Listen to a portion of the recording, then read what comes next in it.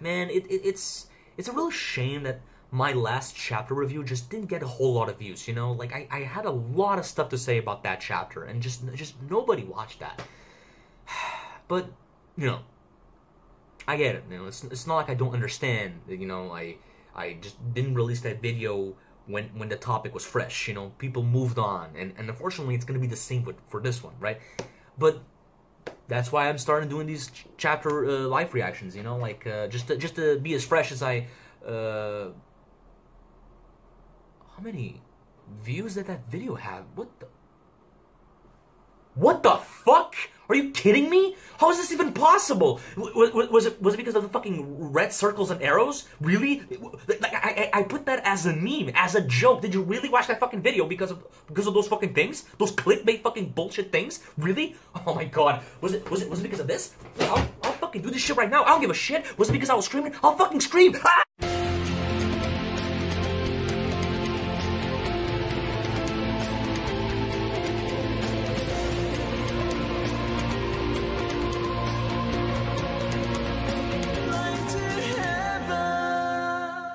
Hello guys, welcome back to another super late, I'm sorry, I'm really sorry, review slash analysis slash discussion slash breakdown slash whatever fancy name you want to call these overly long videos, huh? Jesus Christ, like, this is chapter 115, titled Support, and who's gonna be titled, doing the support? I think it's pretty obvious. I don't think you need me to say this, okay? I think it's pretty obvious, guys. And goddamn, if there isn't stuff to talk about. I mean, you can clearly see how long this video is. There's a lot. I mean, just unbirthing and rebirthing, naked Zeke and a little girl molding his dick out of sand. Not the imagery that I was expecting to see in this chapter, or the entire series for that matter, but, you know, it's alright. It's pretty fresh. Pretty unique. We start this chapter off with the Jaegerists already arriving at the forest. Well, near the forest anyway, not exactly there.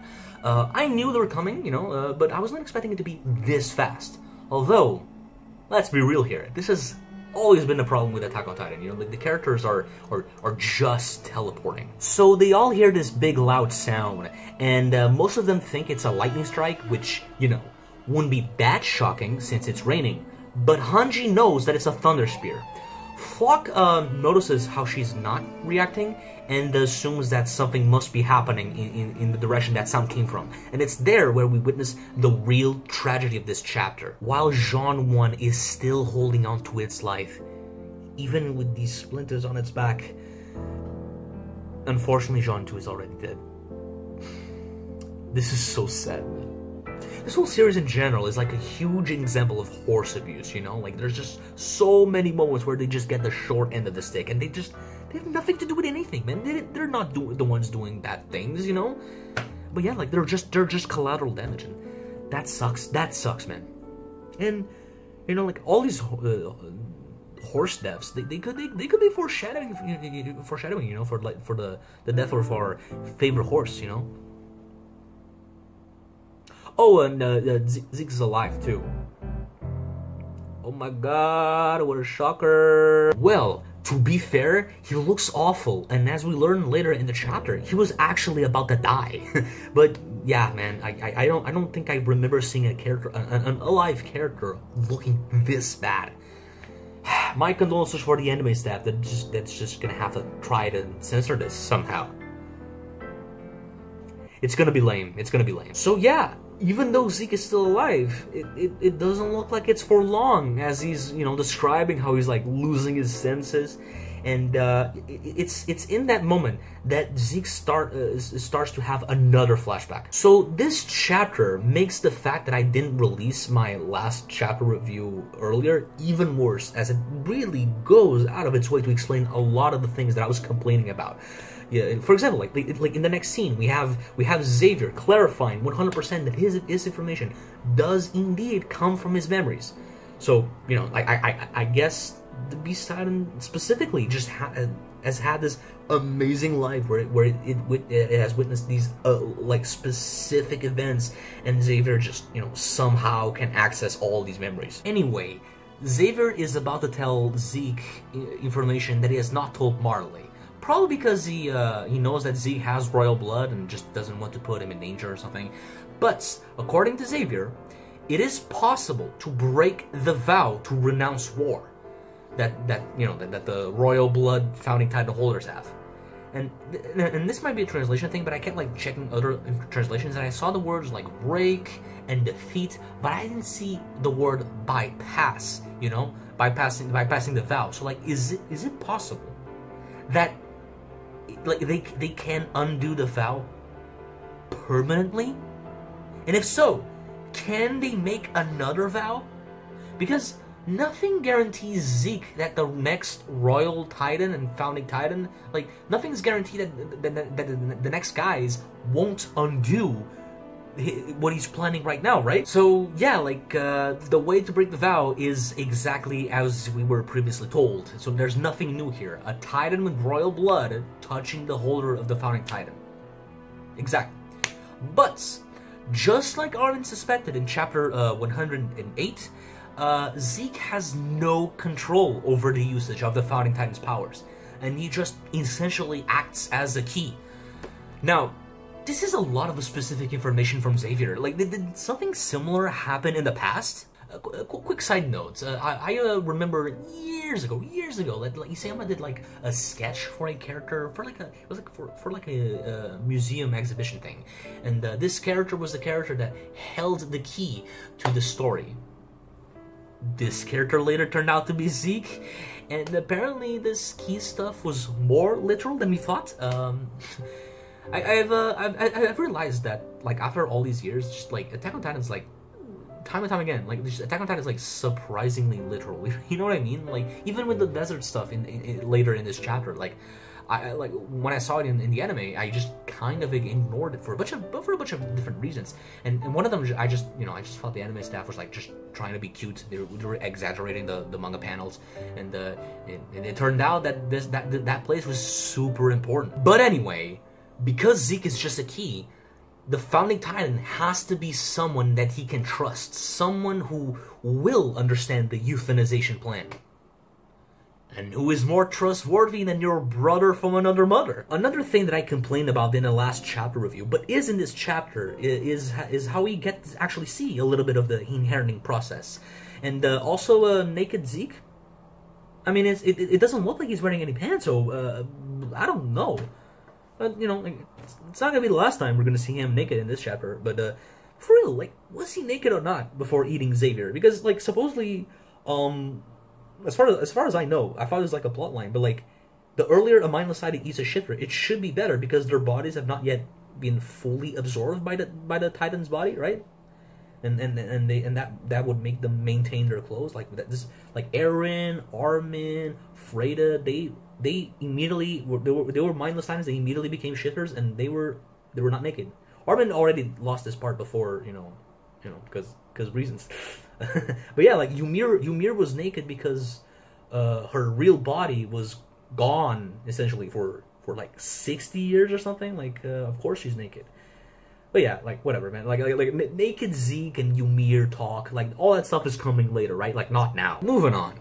Zeke and Xavier end their conversation with Xavier saying that he will always watch over Zeke.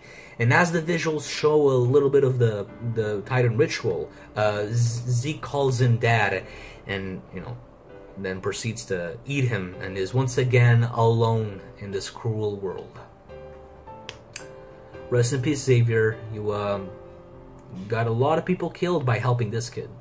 It's also in this scene that Zeke picks up Xavier's glasses after he eats him, just like Eren did with Grisha's. What a strange coincidence, huh? makes me wonder what Eren did with those glasses. Maybe he sold them for food or something. Food was like a problem back then, right? If you want a more thematic outlook on that, you could just, I don't know, you could say that Eren is looking at the world through his own eyes, and like Zeke, who is heavily influenced by Xavier. He did say that he was gonna watch over Zeke, right? But like Zeke doesn't have the glasses in the present now, so what's the symbolic meaning of that? I don't know, man. I don't fucking know what I'm talking about at this point. We then go a little bit into the future, where we see the day Yelena saw Zeke for the first time.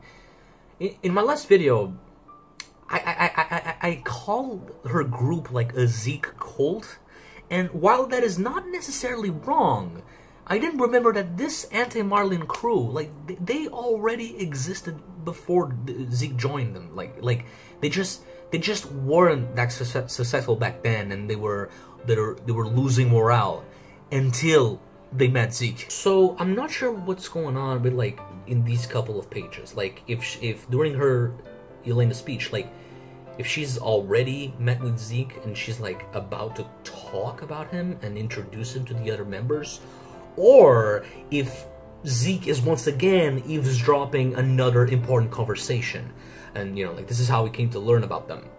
Either way, these guys aren't here for, you know, for the good of the Eldia, like Yelena was saying a couple of chapters ago, and they're definitely here more for the, you know, fuck Marley because they took her homes. And if these guys want to hurt Marley, you know, the rumbling would probably be what they want to use, right? You know, I don't think they would be too concerned with euthanizing the Eldians. To be fair, the Eldians are Marley's weapons, but I think if they hate Marley, I think they would probably want to hurt them directly. But we learned in the next scene, by the way, that, like, Yelena does know about Zeke's true plans. But is that the same thing for the rest of the volunteers? Like, Yelena's undeniably, like, devoted to Zeke, and she's gonna do anything that he wants. But what about the others? Would they be the same? Are they the same way? Like, or were they lied to? And they just think they're going to use the rumbling and that's it? I'm going to come back to this a little bit later, okay? In the next scene, we have Zeke, Reiner, and Bertolt right before the Return to Shingeki arc. Reiner and Bertolt are talking about the current holder of the Founding Titan, and this is where Zeke learns about the existence of Eren Yeager. That last name ringing some bells on his head, of course. But this makes me think. Reiner and Bertolt, they knew Zeke. They trained with Zeke. Did they really never hear his last name? Because, you know, that makes no sense. Magaf would yell out Jaeger all the time. And I'm sure Keith probably did the same thing with Eren. I guess it's just like a common name or something. And these two idiots just never made the connection. And only after this scene, they're just like, oh shit. Zeke then asks if Eren has said anything about his father, and to which they reply that, yeah, he's currently missing and he was a doctor. And that does it for Zeke, you know, as he starts connecting all the dots. To be honest, he's making some big leaps in logic. He's able to conclude that Grisha got a hold of the attack Titan and used it to get the Founding Titan. Now, we know this is what happened, right? We know, we read the manga, this is what happened, but how would he go there immediately? Like, Grisha could have used some, you know, sleeping darts on Freda and just have her sleeping and then use, you know, mindless Titan Eren to eat her or something. That could happen. But I'm just coming up with ideas, okay? Like, but even more of a stretch, I think, is how he's able to conclude that the tyrant Eren touched was Dina. You know, his mom. Again, this is what happened. But how is he so on the money? How is he completely right? Like, it could have been any other member of the royal family that just happened to turn into a Titan for some reason. I don't know. Like Zeke is completely right. How is that possible? Is it paths? It's probably paths. Another thing that Zeke talks about is how Eren was able to use the coordinate for a brief moment. Now, the previous translation said something like a second, and that is not really correct because, as we know, like, Eren was able to use the coordinate a second time when he was running away with Mikasa. But yes, Zeke, your little brother killed your mom and dad. I wonder if Zeke felt the coordinate being used. Probably, right? So Zeke concludes that Eren is suffering in the same way, as if they lived the same lives. But Eren was not brainwashed by Grisha, or at the very least, not in the same way that Zeke was. As far as I know, Grisha legitimately tried to be more compassionate and supportive, regardless of the possibility that he would force Eren into this life if Shingeki wasn't destroyed and the basement was still intact. He was like, "Hey Eren, come here. Let me show you some, you know." Regardless of that, I think Grisha tried to be a better father. Zeke is absolutely not being rational here, okay? Like, after being once again alone, the moment he learns about Eren, you know, someone who had the same things done to him, he wants to trust him. The most telling thing of this chapter is Zeke pointing out how Eren looks like his father. Yeah, man, maybe that's a red flag. It's especially funny considering that, like, the last time these guys saw each other, Zeke said, "You don't look anything like your father." I wonder what happened. We still don't know exactly what lit the fire in Eren's ass to make him go out and seek Yelena, but it was in that conversation 10 months ago that he changed his attitude, right? And now we know that Yelena herself told Eren about Zeke's true intentions. That's how much Zeke trusts her, by the way, which I don't think I would have expected that, but, you know, for someone that's is all alone, you got some puss, bro.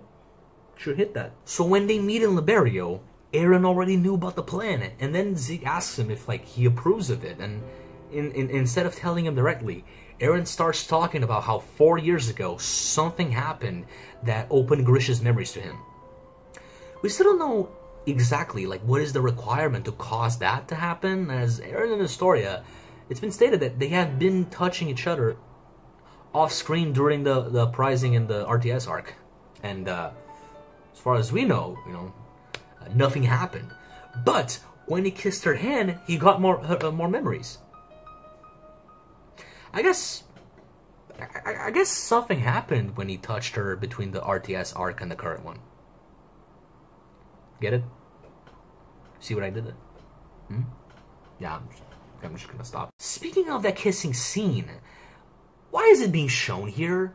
Eren then proceeds to talk about how he saw and felt Grisha's memories from the time he killed the Rice, but, like, that's not the memory you saw when you kissed her hand, Eren. You saw that when she and Rod touched your back in the cave. Boy, that sounds wrong, doesn't it? Why is Eren remembering this scene, and why is he talking about the wrong memory he triggered?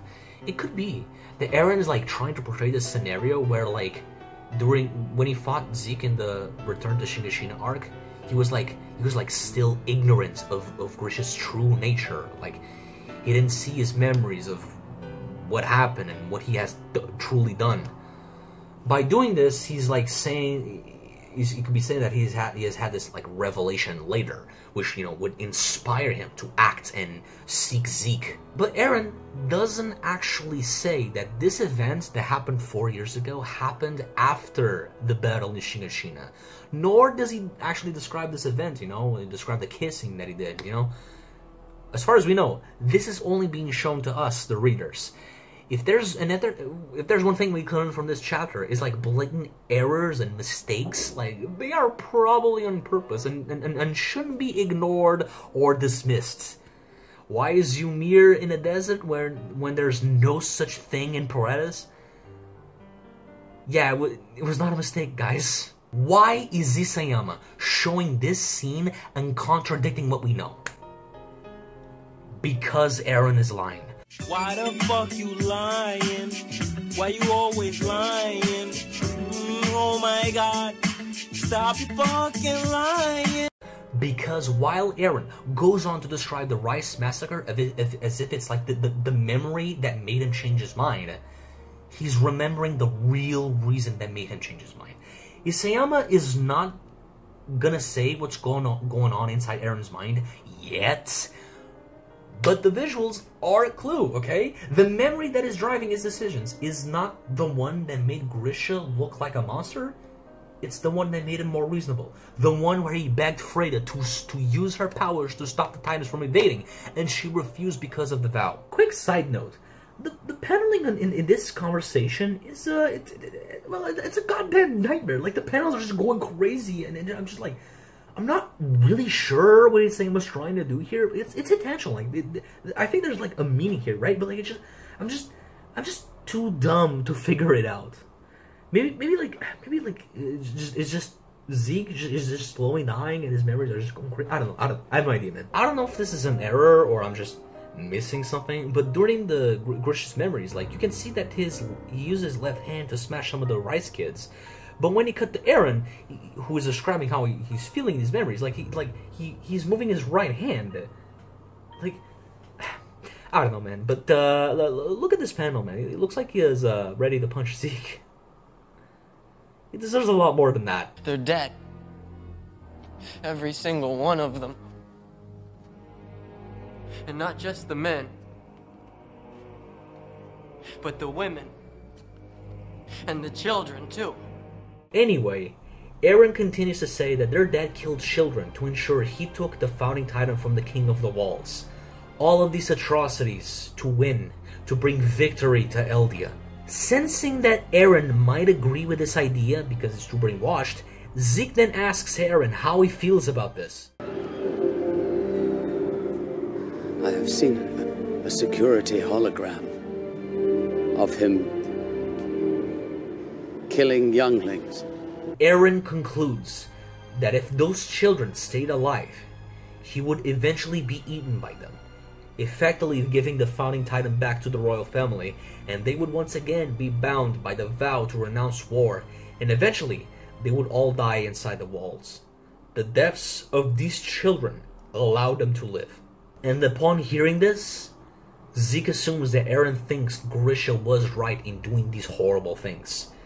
He's too far gone with the brainwashing. But Eren says no, with his facial expression hidden. Wink, wink. He thinks Grisha was mistaken, and because he is his child, he is also another one of his mistakes. This is all sounding very similar to the crybaby Eren from the Uprising arc. Anyway, according to Eren, if Eldians had never been born, none of the people in Liberia would have died as collateral damage in the plan they were about to carry out. There would have been no suffering, no death. There is no better salvation than to have never been born into this world. Yep. Yeah, man. That totally isn't the most suspicious thing ever. That goes against everything that this character used to stand for. No, it's fine. It's totally fine. But seriously, these words coming out of Eren... Bro, this is the biggest red flag I have ever seen in my goddamn life. And in case you didn't get it in the last chapter, like, this one is just slapping you in the face with it, okay? Like, Eren is a lying piece of shit, and he's telling Zeke exactly what he wants to hear, okay? In order to get him to trust him. And unfortunately for Eren, Zeke desperately wanted to trust him.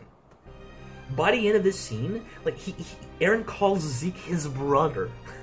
I don't think I've ever seen him call Mikasa his sister. Like, I don't know how, but Eren just knows how to push the right buttons. He knew about Zeke's daddy issues in the RTS arc, and I guess his conversation with Yelena probably like informed him even more of other stuff. And all of that, combined with Kruger's memories, who is a skilled liar, Eren just essentially becomes the best actor in the series, especially in Zeke's eyes. And that little comment about him looking like Grisha, yikes, man! Like father, like son, Eren is manipulating Zeke. Now, I don't want to repeat myself too much, or this video is gonna get even longer than it already is, and you know, like, but if you care, I talk more in depth about this situation and their opposing views in like my chapter 114 review. Okay, like this video just, it doesn't need to be longer. It really doesn't. But still, I'll throw in a little quick recap for you. Look at this panel. Boom. A lot of trees. No trees. Life, death. A lot of babies, no babies. Did Eren fuck Astoria?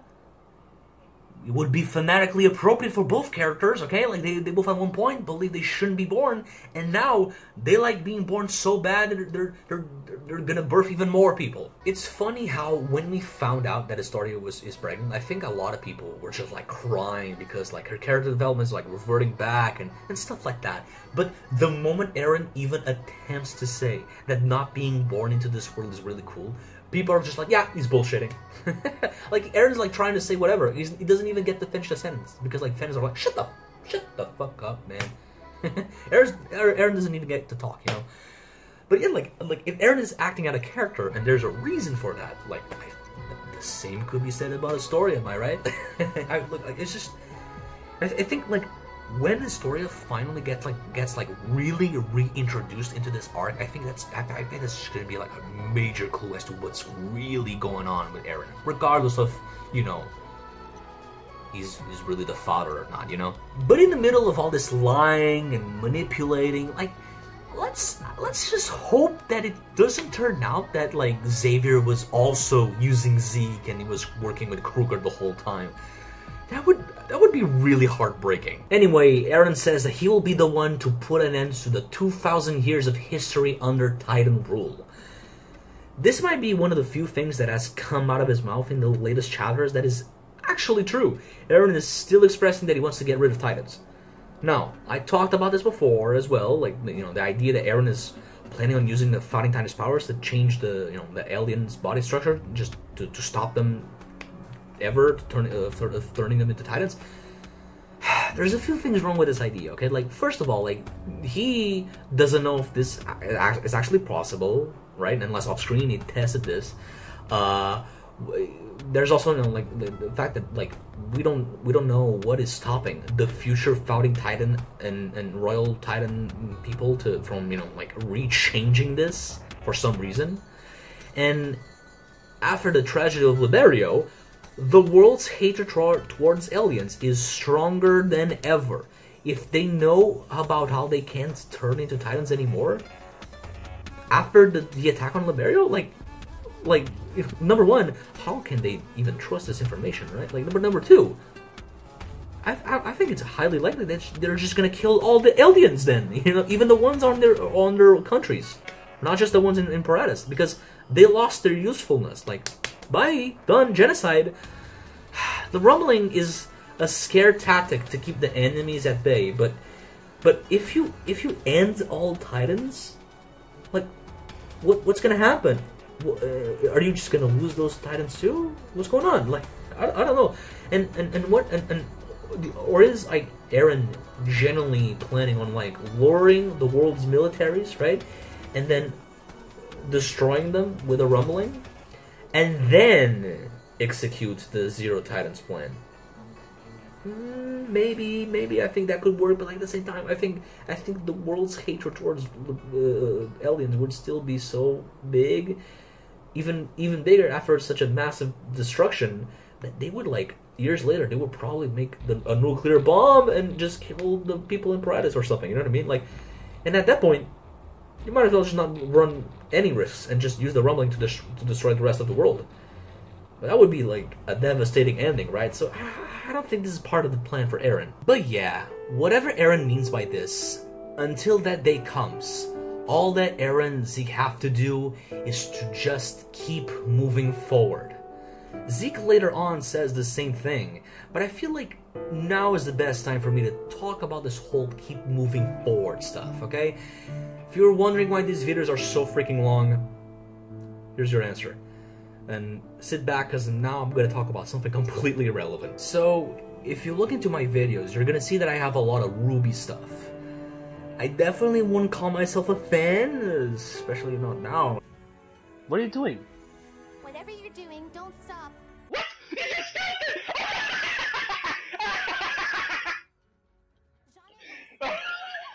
Oh my god!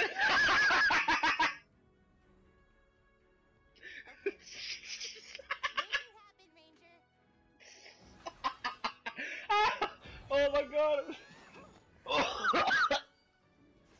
Oh my god! Oh. Yikes! But I was all in there at one point. Okay, I was deep inside its asshole, and the main reason why I heard about the show and, you know, like, gave it a chance, even though honestly now I'm just regretting it really bad, was because of the creator, Monty Ohm. Okay, like, that guy, he was my hero. Okay. So, like, back in, like, 2006 and 7, around those years, like, I was all in on Kingdom Hearts 1 and 2, right? And, I'm assuming I talked about this in my Kingdom Hearts 3 live streams, I'm not sure, but, yeah, like, like, back then, I didn't even knew what Final Fantasy what Final Fantasy was, but like, through those games, I was learning, like, about Cloud and Tifa, all those guys, right? And back then, I still didn't have a PC. in my home, I would occasionally go to my dad's office just to mess around with the computers there. And like one day, I remember just one day I saw like one of the Dead Fantasy videos, and I was just like, what the fuck? I was like super young. I was like 10 or something. I was like, what the fuck is this? I probably didn't say that, but yeah, like I was amazed. This was great. One guy did this, dude. It was insane. All right, that was like the crazy shit, and like, and ever since that day, I was like, I tried to keep up with Monty. You know, like newer Dead Fantasy videos would be like uploaded here and there, and but eventually, like years later down the line, I just heard like there was this new show, Ruby, being made. Monty is the greatest. Like, oh shit, that guy, yo, he's doing more. Awesome, because there was like a period of time where he just disappeared or something. Apparently, he was working on a game. I don't know, whatever. Like, but yeah, I was just like, and then I just watched it, you know, eventually, and despite all of its flaws, and goddamn, there were so many flaws, you know, a lot of flaws that I was willing to ignore, and even though I shouldn't, I really should. I should have seen the writing on the wall, but like dude, I was loving it. Okay, I was seeing new Monty stuff, man. This is great. The fights are cool. I don't care about all the other problems, even though I should. You know, like I was loving it, and I had like a similar desire to do something like it. You know, like I went out of my way to like go to like a certain specific college that I'm now, and you know, like. It's not about animation exclusively, but it had like a certain course that was about 3D animation, and hopefully I'm showing it right now with something a little bit of the stuff that I've done. Like it's about Attack on Titan, so yeah, it's pretty dumb, but yeah, like I was having fun, and then Monty tragically passed away, and with him gone, Ruby just started to suck more and more and more in my eyes. Even when it occasionally would do something good, and that is, and even in this current season, there's good stuff in there, legitimately. But yeah, like I just lost interest in the show, and I also lost interest in pursuing animation. It was also like too hard for my current PC to handle the stuff that I was trying to do, and I was also like super lazy. Let's be honest here, like, and I shouldn't be to do something like that. But that's not the point. The main point is that like when Monty died, when he passed away, the community, the fans, Rooster Teeth itself, like the company where Ruby was being made, like they kept like pushing, like they kept quoting all these like inspirational things that Monty would say, and one of them was keep moving forward.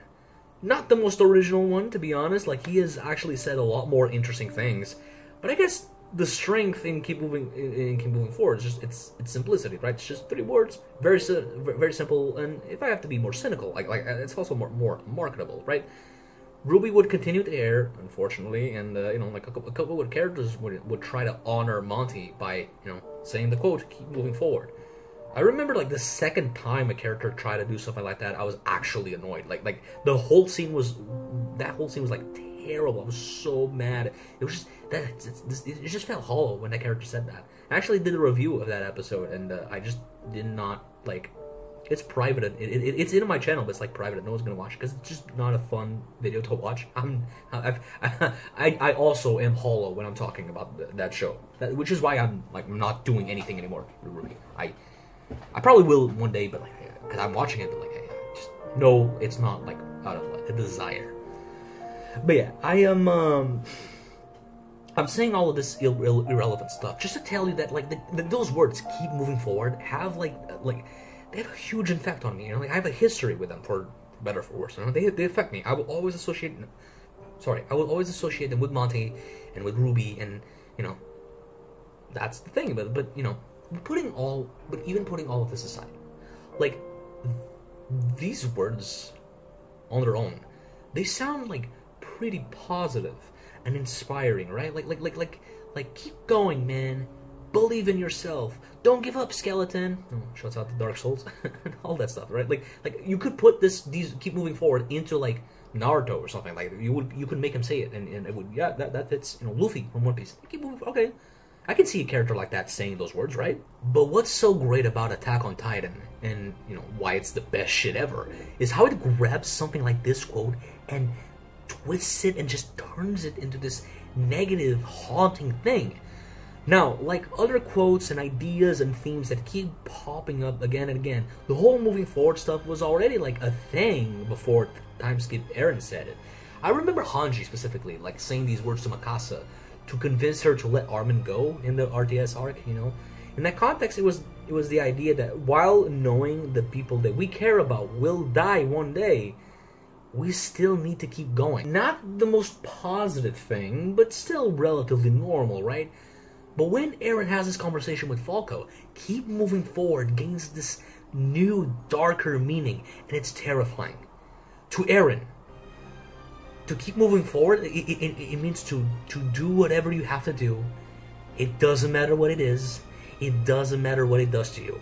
Just don't care. Don't look back at the don't look at the atrocities that you've done. Don't think about the things that you're going to do. Just keep going. Just keep going. Just go. Just go. Just go. Just go. It doesn't matter if it's right or wrong. If the end justifies the means, then you just have to make sure that ending comes. Because if it doesn't, oh god. In any other show, this would have been an inspiring message of determination to defeat all odds, to overcome all obstacles. But Attack on Titan shows that, well, at least to me, that this message is not something inherently heroic. It doesn't matter if you're a good, it doesn't matter if you're a good or bad person. Like, anyone can keep moving forward. And whatever lies beyond that path, it might be good, it might be hope, but it could be hell for someone else. Back to the actual chapter, okay? When Zeke hears that Eren understands his goals, you can see it like he's almost tearing up. It reminds him of the time he spent playing catch with Xavier. He's longing for this love. He hopes he can share a similar bond he had with Xavier's-san, with his brother. And so, instead of ending the conversation with a firm handshake, Zeke tosses Eren the ball, which he had during his conversation with Falco and his grandpa back in it's like chapter 98 or something. Supposedly he also had a glove, but we are not seeing any gloves here. So does that imply that Eren and Zeke have had other meetings later? Something to think about. Yeah, like while they supposedly can't do a handshake, and trust me, we'll go into that in just a minute, this alternative is more sentimental to Zeke. But yeah, apparently Eren and Zeke shouldn't be touching each other. Not because of incest, mind you. It's important to note though, like that Zeke is the one that says this, not Eren. Like if it was Eren, it wouldn't make sense, you know, like since he's lying, and you know, by touching they could potentially activate the powers, and you know, his real objective would be, you know, accidentally revealed.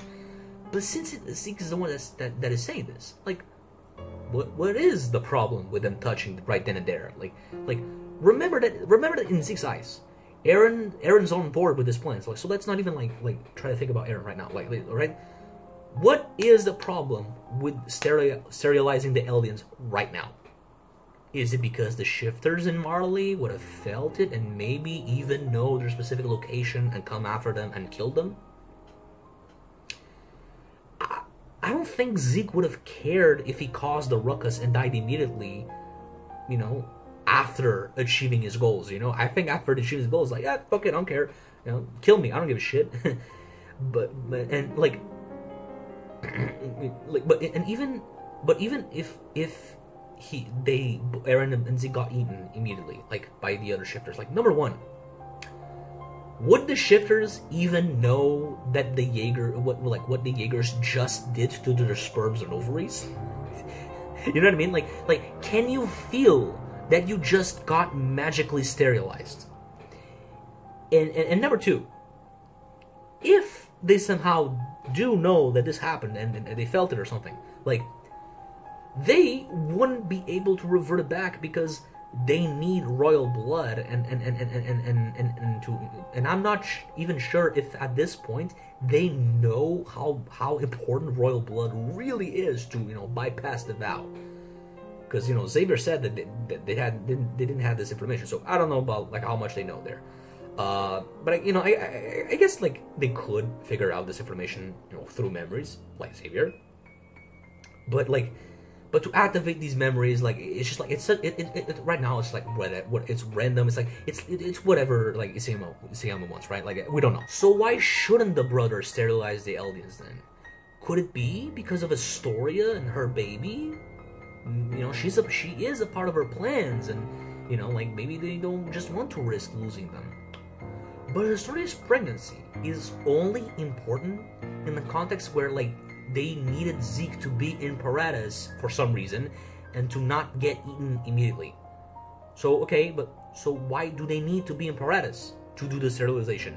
The founding Titan power should work anywhere, okay? Because space shouldn't matter, because paths and shit, right? Why do they need to be in Paradis? And why did they attack Liberio and attract the world's militaries to the island? To use a small-scale rumbling? I thought the last chapter made clear that Zeke's goal is to save the world. All he wants to do is to kill, albeit peacefully, his own race, not other people. Also, isn't that what Paradis was considering? You know, to use a small-scale rumbling to scare the rest of the world into submission for like the next 50 years while the island catches up with the world in terms of like technology? I imagine Zeke would want to buy more time. Like he said, like I remember him saying like it would take like 100 years for all Eldians to die naturally, you know, with the sterilization. Maybe it's not about attracting all these armies and shit, but the warriors specifically. Eventually, all 9 Titans will be reunited in Paradis. Maybe there's like some importance to this, right? I mean, Annie has to do something, right? I'm just so confused here. I feel like I'm close to something. You know, I'm just missing this small puzzle piece, and I just don't know what it is. I just don't know. Is Ymir Fritz a part of these plans too, or something? I don't know, man. I don't know what's happening. Anyway, Zeke says that they're going to save everyone, and we transition to the present with the dying Zeke looking at a flower. Remember that. And as he starts losing his vision, he sees this little girl carrying a bucket. Then she has like a big panel, and this time she looks back at presumably Zeke, you know? Like I would fucking scream if she was like looking at me or something, you know, like some Assassin's Creed 2 shit. Now I don't want to jump into conclusions here, right? But you know, if you look at the outline around this girl, it kind of looks like a bitten apple. And Ymir and the devil, there was like an apple in there, right? You know. I think maybe Rocco the Apple Cuck is influencing me a little bit too much. Introducing the Ymir. For more than a decade, our intention has been to create more fluid. More fluid. More fluid.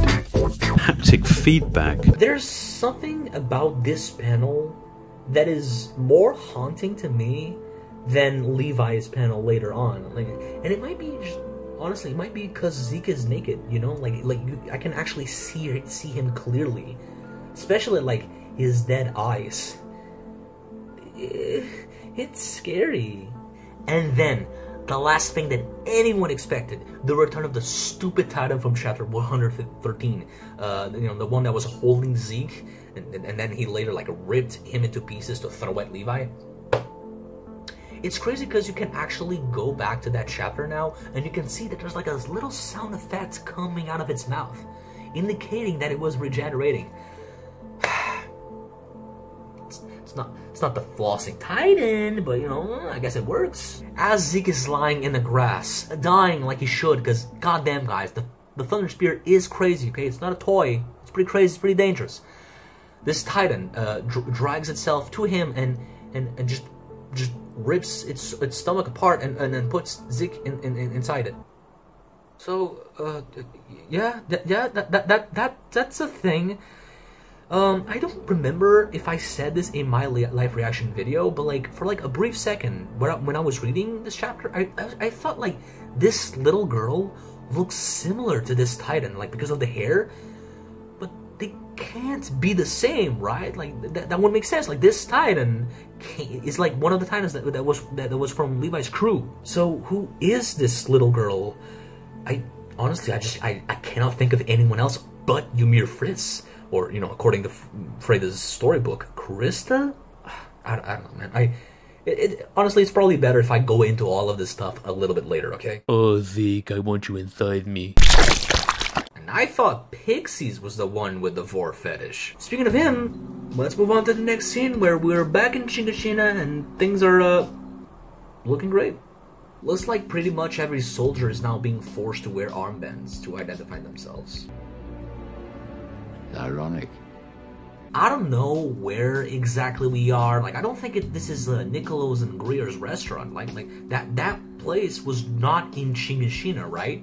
Eren in that chapter said that they had to go to Shingeki after all. Whatever, man. Like, this doesn't matter anyway. Like, what matters is that Yelena is a smartass, and she keeps making fun of Pixies by referencing how she said back in chapter 107 or something, how the day would come where she and Pixie would sit at the same table again. Pixies back then said something along the lines of, like, if anyone is hoping for that day to come, it would be us. Bet you're regretting saying that now, huh? Yelena thanks Pixies for his cooperation. He didn't resort to any violence and assembled all the soldiers in Shingeki. It makes sense that Pixies would do this, you know, like, to avoid all conflict and stuff. But now I'm questioning, like, what was even the point in grabbing the new cadets from Keith Shadas? Like they didn't seem like there were a whole lot of people there. Maybe it was just because the kids didn't drink the wine? I don't know. Maybe it's also because it was super easy just manipulate younger generations into doing things or something. I don't know. Anyway, Pixie said that they had no choice. They were already dozed off with the spinal fluid, and they could turn into a Titan at any moment. And this is why Shingeki is the best place for them to be housed in, as it's already been cleared out. In case of another screen that would turn them into a Titans, they would at least, like, by being in Shingeki, they would avoid killing as many people as possible. You know, compared to, you know, had they been on the capital or something. But unfortunately, a lot of Pixie's allies are pointing a gun at his back. Like this asshole over here. It seems that the sooner you betray Paratus, the better your position is within the Jaegerists. All these betrayals are just confusing me. Like, at this point, I can't trust anyone. Not even myself.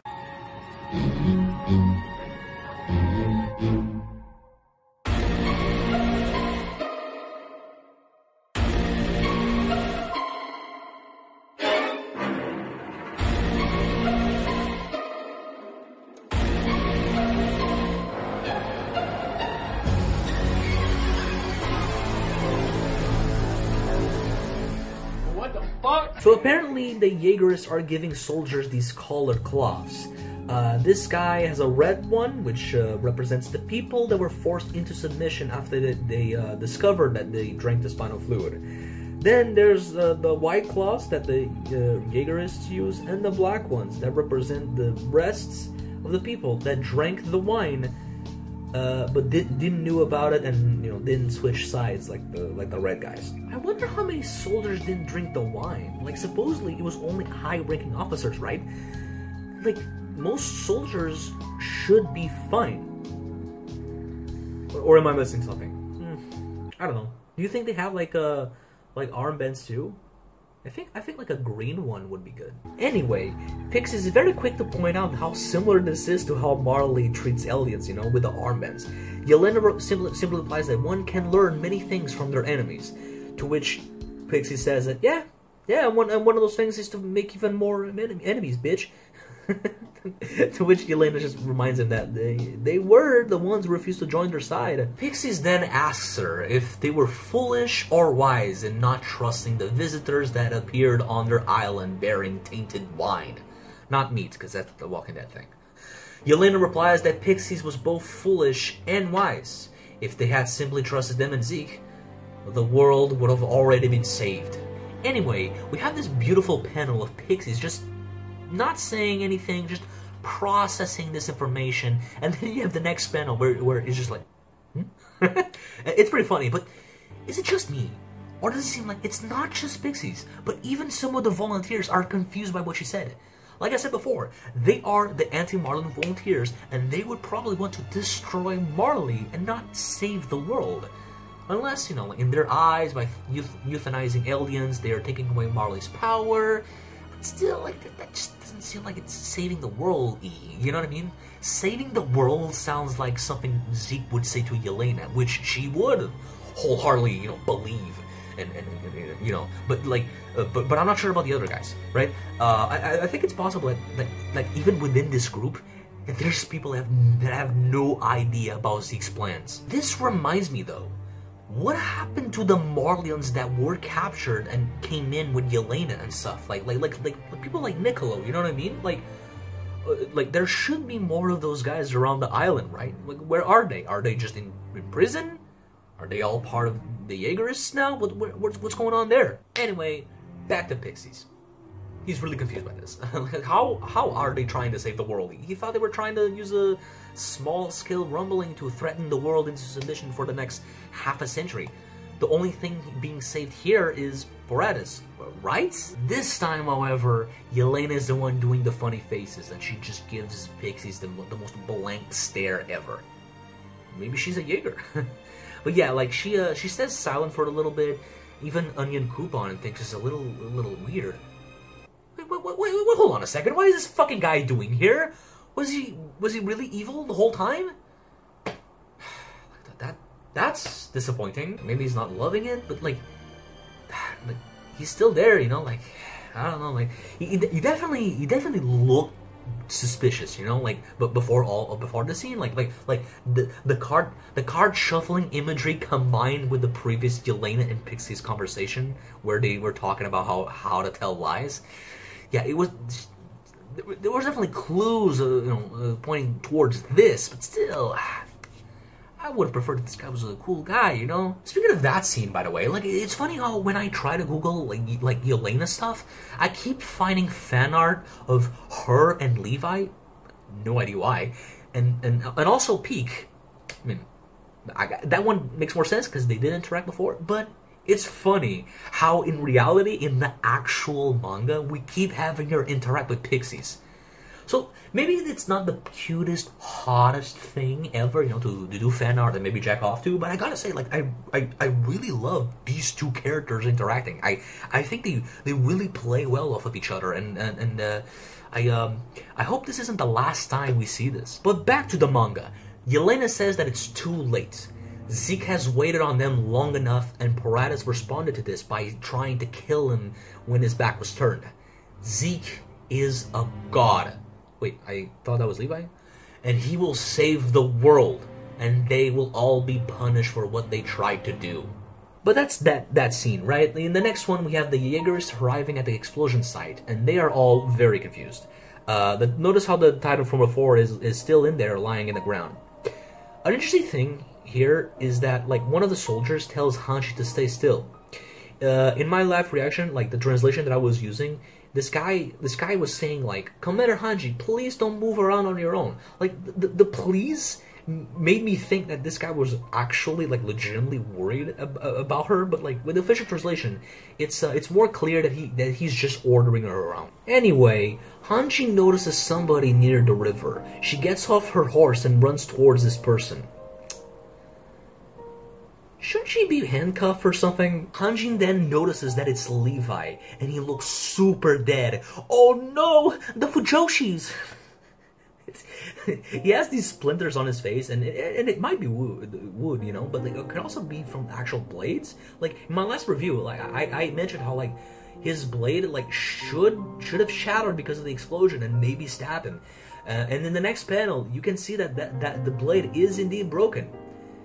And fingers. There's also his fingers there. No, like, I actually totally missed the fingers when I was doing my live reaction, and I guess I guess Levi is also missing them. Flock and his goons catch up to them, and he says that he doesn't know what happened, but hey man, we're lucky. Their biggest threat is now covered in his own blood.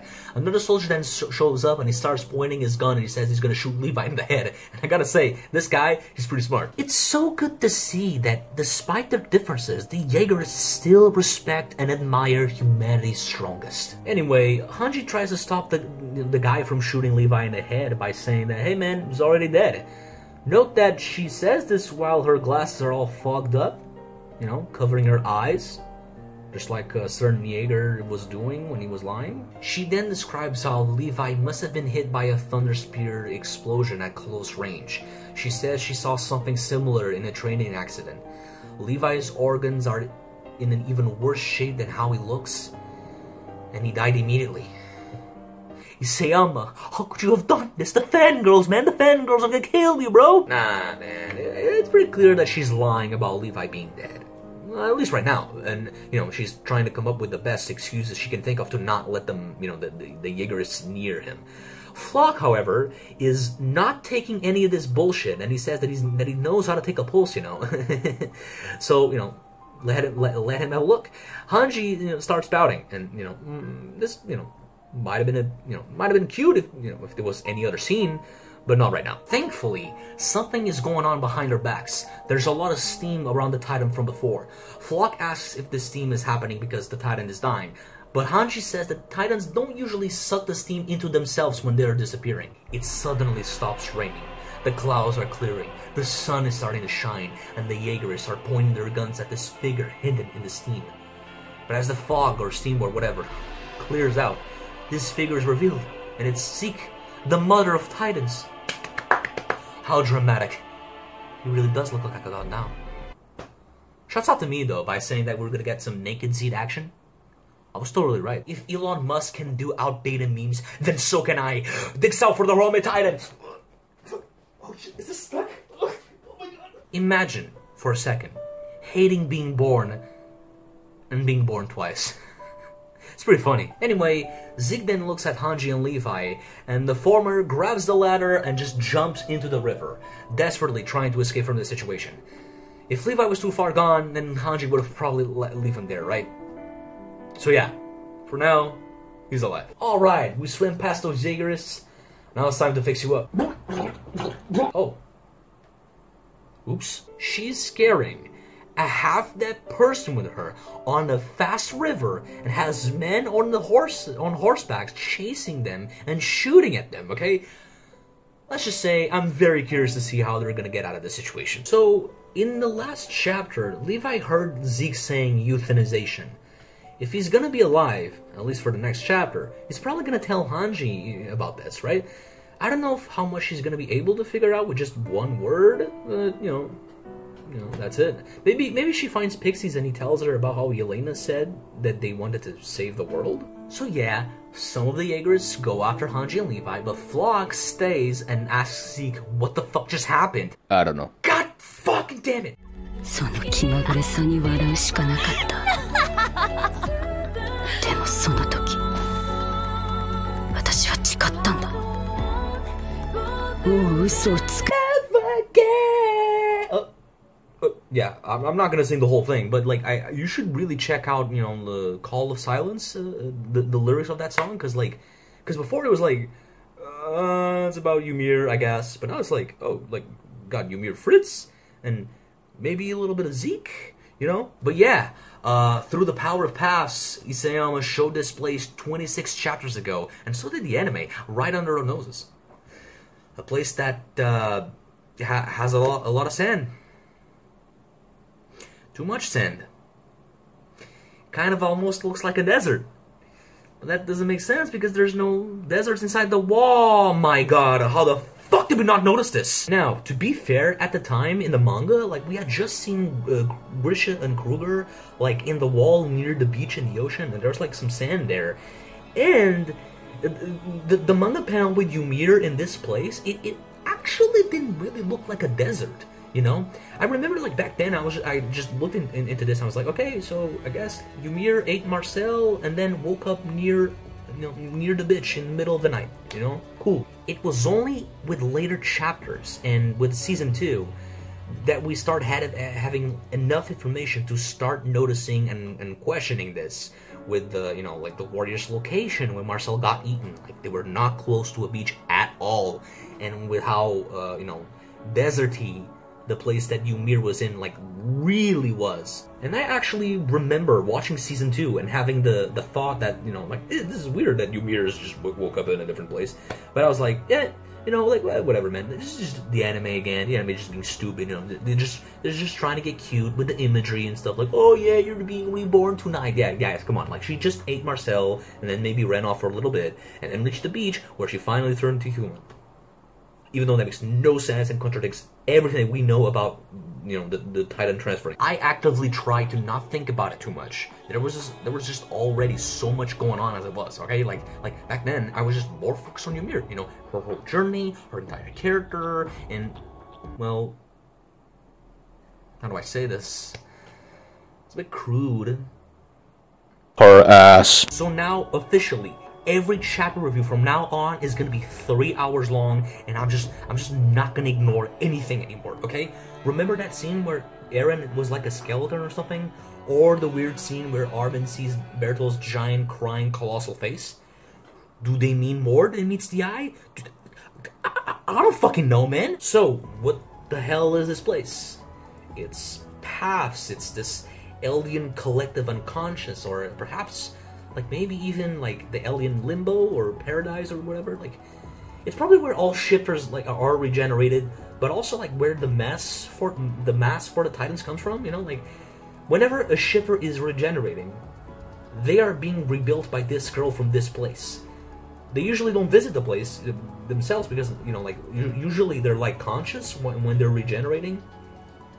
Like being close to death is what made Zeke wake up here. As for Ymir, her body and mind were gone for 60 years, okay? Like her body was like completely assimilated by the Titan, and, you know, her mind was like probably like in the past or something. Like she was probably still regaining her consciousness when Ymir Fritz was, you know, like rebuilding her entire body from scratch out of the sand. Zeke was, you know, like only mostly dead. There's also the possibility that like Ymir Fritz like wanted to be seen by him for some reason, but yeah, like both Ymir and Zeke, they needed the world's, you know, youngest plastic surgeon to fix them up with sand. Since they are being made out of sand, this thing could be the source of all organic matter. You know, like this, the matter that all Titans are made of, that the shifter used to transform, or, you know, just to regenerate. You know, when a Titan dies, like they start dissolving. Like this could be the matter going back to this place. And maybe the sand could also be made out of like ashes of other aliens, like non-Titan aliens too. So I made like a stupid April Fool's video about Attack on Titan being problematic. And I have to say, making the aliens' paradise a bunch of sand has to be like the most problematic shit ever. Like, Isayama is making the hatred towards aliens justifiable since, you know, everyone doesn't like sand at all. Good lord, what is happening in there? Aurora Borealis? Aurora Borealis, 26 chapters ago, and also in season 2, localized entirely within Ymir's flashbacks? Yes. May I see it? Yes. So these things in the sky are they like shifter paths converging into one? Because like there's like a shot with Ymir, right? There's like 8 paths or something, all pointing down to Ymir, you know, converging into her, the next Titan shifter. Maybe I'll be honest though. Like every other shot that I'm looking, like I either can't make any good arguments, or worse, I try to count the paths that I'm seeing, and then and I talk to someone else, and they're gonna be like, I'm seeing 5. I'm like, what? 5? I'm only seeing 3. It's, you know, I'm just not even gonna bother. Okay, I'm just not gonna bother. Like there's like one shot, for example, where like with Ymir, where there's only like 2 paths, and it's like you would think that's like the attack Titan of the founding Titan, but as far as I know, at that point, when Ymir just became a human again, like, Grisha didn't eat Freyja yet. He was about to, but not yet. So, I don't know. There's probably more, like a more meaning to this, but I feel like I feel like that Always Sunny meme, that guy just going crazy, you know, for trying to make all these connections. So I feel like I've been prolonging this long enough, okay? I feel like it's about time we put on the big boy pants on and we start talking about Ymir Fritz, okay, guys? Let's get fucking real here. So before this chapter, we didn't know a whole lot about her, right? Like, before we had like Freda's book or something where apparently her name was Krista. What the, I don't know about that. But yeah, more importantly, like she was a kind girl who was always thinking of others. This is important. And oh, and she was like holding an apple in front of the devil. Like I don't know if she was like giving an apple or receiving an apple. No idea about that. But with this chapter, we can actually see her in 4K resolution and not a shitty drawing in a shitty old book. And she looks like shit. Her clothes are all fucked up, and she's like carrying a bucket, and she kind of looks like a servant, a slave, if you will. And yeah, she just, you know, she looks like she's not having a cushy life. Okay, that's for sure. She's probably, you know, part of a family or just a group that is just very poor and oppressed. So before we jump into whatever, like I found this old interview about Isayama where he was asked about the current theme of Attack on Titan, and I want to read this to you. Isayama says this: one without knowing might become a perpetrator because one thought one was a victim. One can become a perpetrator. It's good to doubt yourself. Sometimes it is good to not overly believe in oneself. Everyone has a side inside of them that is a cruel person. I feel like a funnier person would have read this as Tama Wasao. So this, combined with the theme of repeating the same mistakes over and over again that we've seen a lot of times throughout the manga, this can help like paint the picture of what happened in the past. We know that when Ymir got her powers, the Eldians began to flourish, you know, and unfortunately soon began, you know, to conquering other people and murdering and enslaving them. Marley eventually defeated the Eldians, and with that, the roles switched. Okay, like, and it's likely that the Eldian situation in Ymir Fritz's time was similar to the current one. So, when the kind and always thinking of others girl found the devil or the source of organic matter, whatever, like, and when she got these powers and used it to help her people, it would make sense that Eldian history would depict her as, like, in a positive light. But that would also mean that her well-intentioned gift to her people would lead to, you know, all these tragedies and deaths and just horrible things that have happened, you know? Something that even the current innocent Eldians are still paying for. This brings us to another thing about the girl in this chapter. She looks tired and miserable. Like me. But, you know, she looks tired because she's forced to, you know, to be there churning out these titans and playing surgeon with all these shifters for 2,000 years now. Do you want to build a Sandman? No, goddammit, I don't. Fuck. Oh, wait. No, wait. Wait. No, wait. Do you want... You gotta be kidding me. You gotta...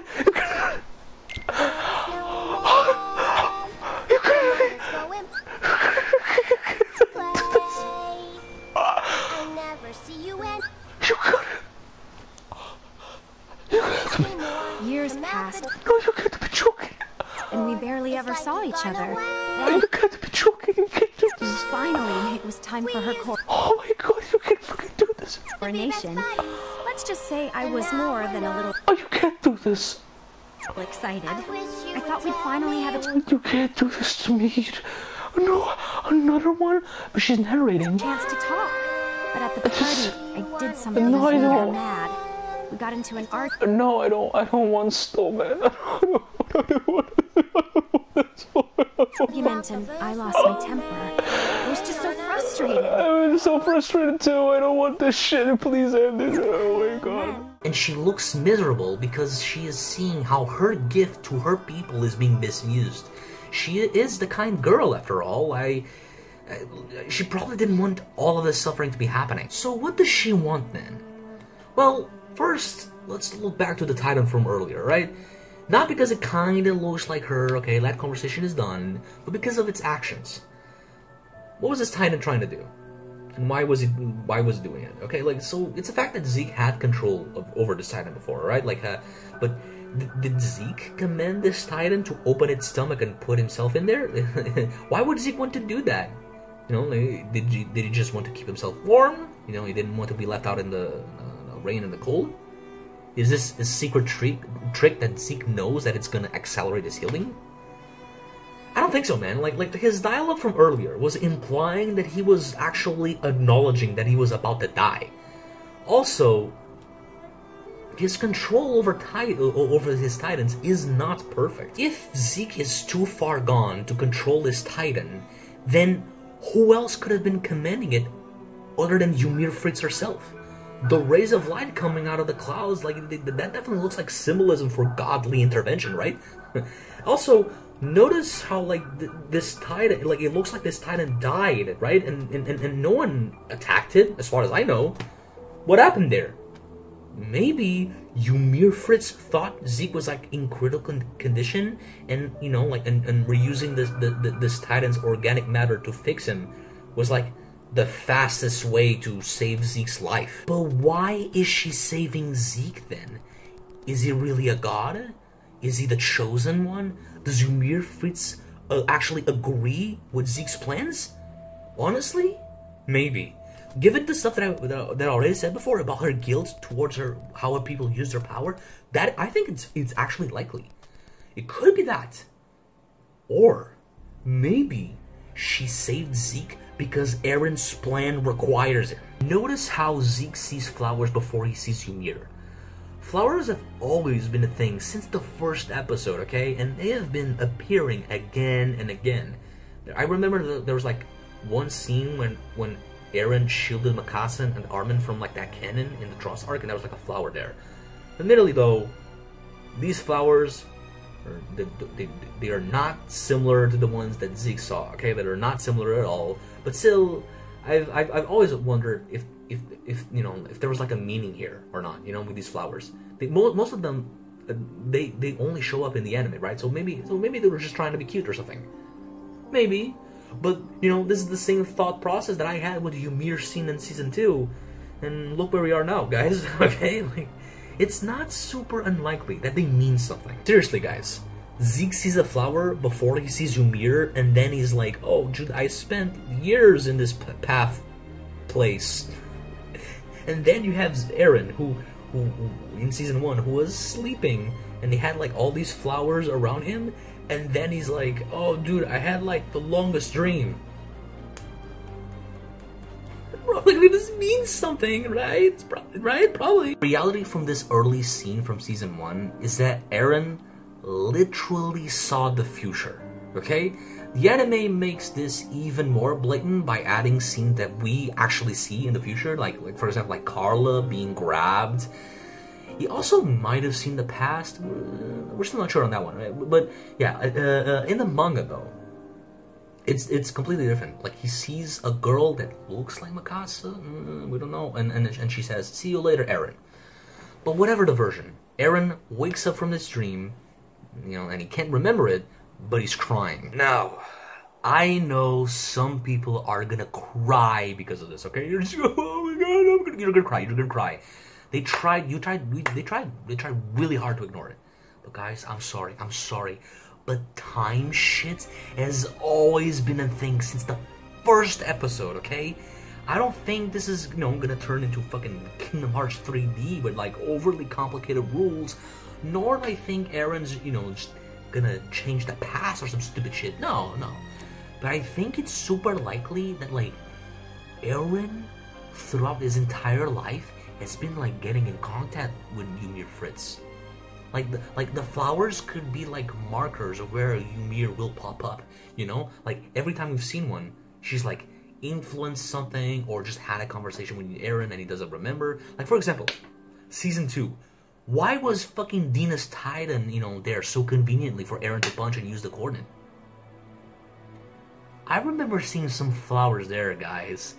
Maybe Ymir Fritz made that Titan go there and then, you know, the magic happened. Ymir is trying to show or tell him something. A message to Eren from 2000 years ago. She's using dreams to put Eren inside the past and see the past and see the future and well, ultimately just to see something that would make him cry. We know stuff like this is possible, right? Like paths can do this. We've seen Kruger saying Armin and Mikasa, even though not only he never met them, they were never even born yet. You know, the future can affect the past, and the past can affect the future. You know, like just paths are just crazy. I don't know why he couldn't remember these dreams, but it's likely that he does now. If touching Astoria has made him unlock some like memories, what do you think happened when he really touched her, huh? What I mean? When he really got inside her. Catch my drift? Penis in the vagina. But seriously, like, can you imagine like if Eren like put it in there and then just got sent to the paths plane like still hard, and there's a little girl here, and she's like, oh shit, what the fuck? You know, super awkward. And but didn't Astoria see some memories too when she touched Eren? Like maybe she got that or sent that too. Like maybe they just all had like this beautiful conversation, naked. I'll be honest though, it wouldn't be shocking that someone named Ymir would try to cock block Eren from trying to do anything with Astoria. It's hard to tell what Ymir is trying to do. If we just look into her backstory, I think it could be possible that, you know, she felt guilt over what her people have been doing with the Titan powers and would want to get rid of her own race. I wouldn't be so shocked if that happened. If she just wants to, you know, remove the Titan powers, then, I've repeated this countless times before, after the attack on Liberio, now is not the best time to be thinking about removing Titan powers, okay? Like the world hates you guys, I'm sorry. But yeah, like, if that was her and Eren's plan, then I think Eren will just, like, forcibly grab Zeke and just end Titan powers right then and there, right? There's something more here. Maybe she doesn't even need Eren, and he's also being used. Since I talk about Astoria, remember that she is pregnant. What do you think is gonna be the name of the baby if it's a fucking girl? And remember that the rice are Fritz, okay? Guys, this baby could be Ymir Fritz 2.0, okay? Everything in Attack on Titan could be like a time loop or some ridiculous shit. Maybe, I don't know, man. Okay? Maybe Ymir Fritz's plan is like is just to make sure that she can be reborn and repeat all these cycles over and over and over again. History being repeated by a girl whose mother is named Astoria. Maybe Ymir Fritz is the big enemy villain that this arc was sorely missing. I mean, that did wonders for Naruto, right? Yeah, but by working with her, Eren would technically be the devil.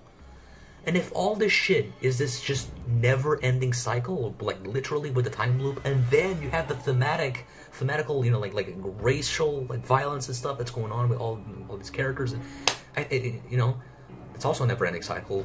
Then, you know, the story once again it really is just about breaking this stuff, like being free from these cycles of hatred and time, I guess, time loops now. And I think that is something that Eren would try to do. You know, he would try to fight back this fucking cycle. You know, and I feel like this could also be where Armin comes in. Like, he is the narrator, right? At least in the anime. You know, it's like whatever. But like, I think Eren right now, he still has free will, and he could like actively try to make Armin and his friends, but especially Armin, like turn against him. You know, like he's trying to become an enemy, so that, you know, when he eventually loses all of his will, you know, like when he's fully brainwashed by Ymir, the others can't stop him or something. I don't fucking know, man. Okay, like at this point my brain hurts or something. I'm just speaking so much, and I know like I'm still not done. I just fuck, dude. I think I'm seeing paths, bro. I think I'm seeing fucking paths, man. But yeah, in short, Zeke just had the best psychedelic trip of all time. So much that he's still getting a little bit dazed when he's recounting, you know, these events, which, you know, leaves Flock a little bit confused. And, you know, being naked is probably not helping the situation. There's this guy that's like, he's like looking at his dick, and he looks actually upset. You know, I after fighting Levi and being in the rain and being inside a Titan, and since you're already naked, how about instead of talking about paths, you start talking about baths, huh? Because you fucking stink. That was pretty forced, I'm sorry. Unfunny jokes aside, Flock then asks if Zeke was able to subdue those 30 soldiers and, you know, turn them into Titans. So, let's recap this whole situation. Zeke and Eren, they have a meeting point.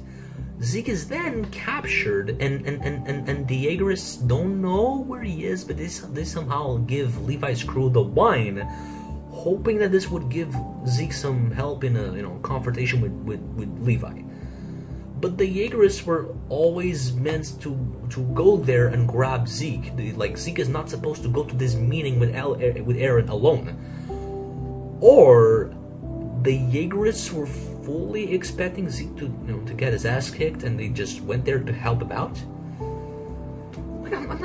I think I said this before, but I'm wondering if Zeke was actually supposed to, you know, activate the screaming on those soldiers when he did, or, you know, if the idea was to do that when the Jaegerists arrived, you know, because the thing is like Zeke screamed the moment Levi decided to get him eaten.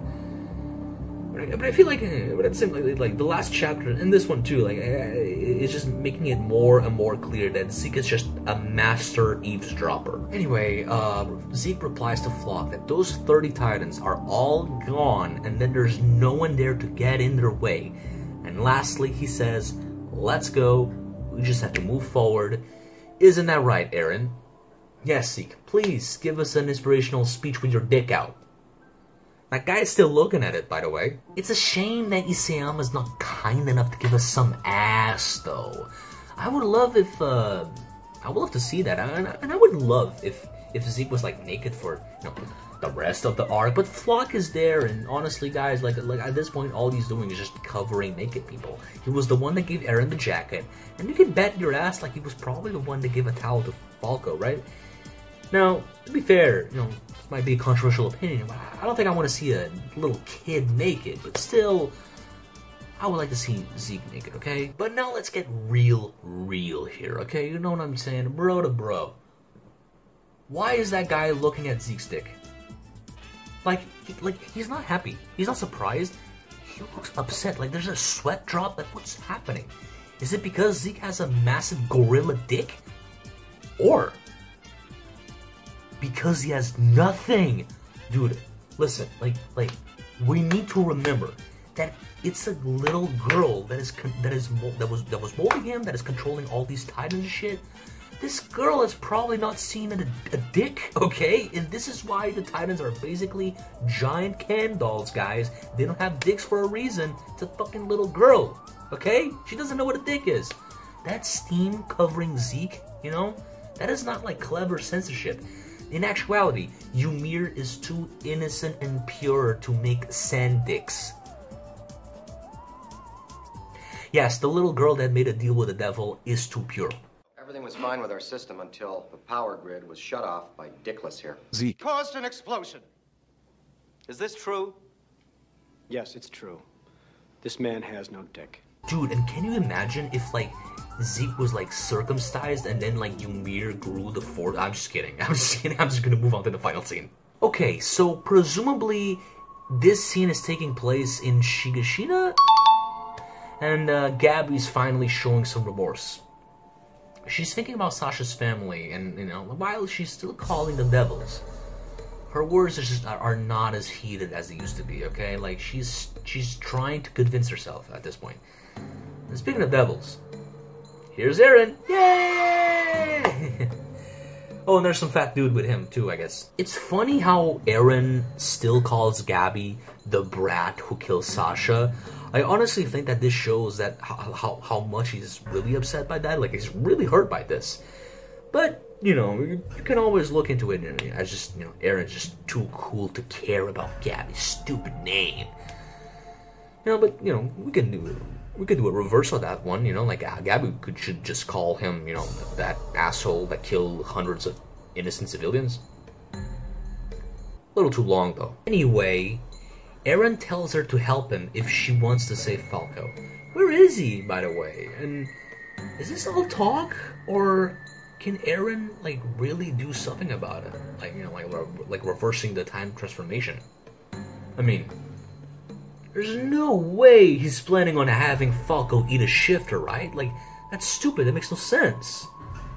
That would probably ruin his plans. And like the shifters are hard to find, by the way. Like, it's not like a shifter is just, you know, gonna casually open the door and walk into the room.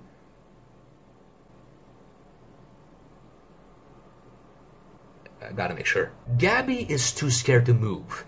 Or, you know, maybe this is paths or some shit. Oh, fuck off, okay?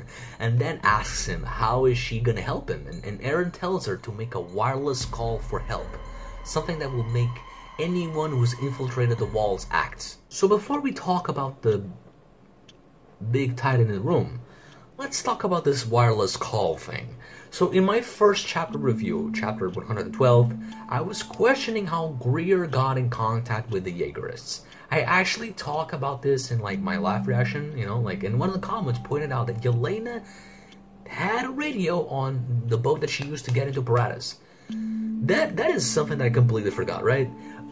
Now, that thing was pretty big. It was pretty big, and I'm not seeing how Greer could have like sneaked this into this restaurant without like anyone noticing, right? And then there's you know, Eren and the Jaegerists. They had to go to some place, you know, with a similar big ass radio, you know, to get in contact with Greer. It's more likely that there's like these portable radios that they stole from Marley and, you know, and they used to stay in touch. But I'm just like, I'm not sure if we've seen those already in the manga. Like we probably have, and I just, you know, forgot about that one specific panel in that one specific chapter. But yeah. So I'm not gonna throw shit anymore. I'm not crazy. I'm calm. Okay, I'm much more calm now. Right. But man, when I saw that page, it looked like she was working with Eren, okay? Like just the way she just casually shows up, it's just like, oh my god, like. But yeah, goddamn pot. Well, like the same comment I was talking about the radio thing, was talking about the pronunciations, and I just had to look this up, and apparently, her name is pronounced Peak.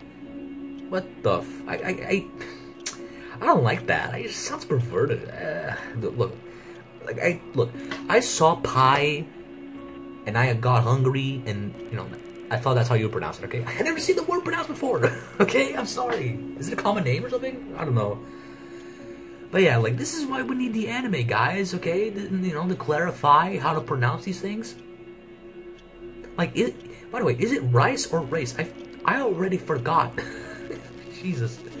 But yeah, like this is where my non-native English-speaking ass gets exposed. I'm Portuguese, by the way. Speaking of pronunciations, like how the hell do you pronounce my username? Because Jesus Christ, what is that? What is that? It's like unpronounceable. Tell me in the comments. Like, I'm actually really curious. I should probably change it though. You know? Change it to something cool, like Master of Kings. This is what my friends in 4th grade would think is cool, you know. Basically, just combining the two cool English words that they know.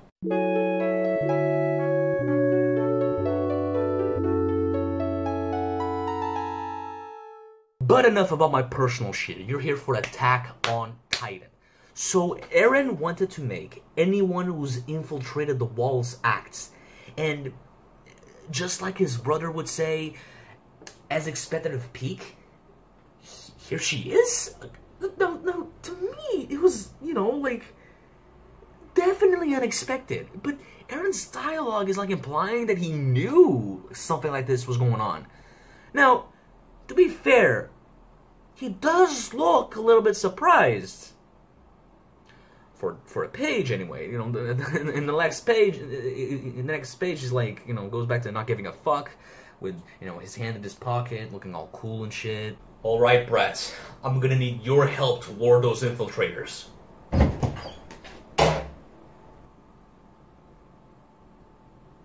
Well, that was easy.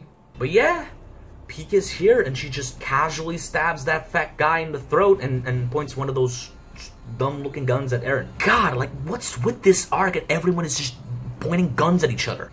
Anyway, Peak tells Eren to not move and Gabby to stay quiet, to which the little girl proceeds to immediately yell out Pike's name, and she once again tells her to be quiet. The chapter ends with the guard stabbed in the throat, slowly dying, and nobody really giving a shit about him, which is really sad.